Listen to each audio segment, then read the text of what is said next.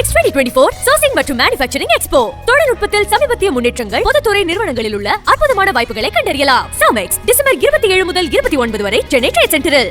உத்தரப்பிரதேசத்தில் நடந்த என்கவுண்டரில் காலிஸ்தான் ஆதரவு இயக்கத்தைச் சேர்ந்த 3 பேர் சுட்டுக் கொல்லப்பட்டனர்.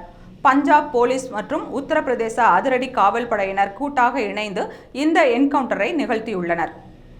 சுட்டு வீழ்த்தப்பட்ட மூவரும் குருதாஸ்பூரில் நடந்த கையெறி குண்டு தாக்குதலில் தொடர்புடையவர்கள் என தெரிகிறது. இதுகுறித்து பஞ்சாப் மாநில காவல்துறை டிஜிபி கௌரவ் யாதவ் பேசுகையில், பிலிபித்திலன் புரான்பூர் பகுதியில் இன்று அதிகாலை நடந்த என்கவுண்டரில் காலிஸ்தான் விடுதலை இயக்கத்தைச் சேர்ந்த 3 பேர் சுட்டுக் கொல்லப்பட்டனர்.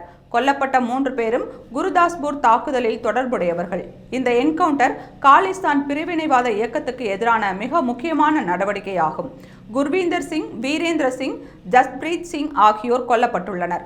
இவர்கள் அனைவருமே பஞ்சாப் மாநில குர்தாஸ்பூரை சேர்ந்தவர்கள் என்று குறிப்பிட்டுள்ளார். அவர்களிடம் இருந்த 2 AK-47 ரக துப்பாக்கிகள், 2 கிளாக் பிஸ்டல்கள் மற்றும் நிறைய ஆயுதங்கள் கைப்பற்றப்பட்டன என்று தெரிவித்தார்.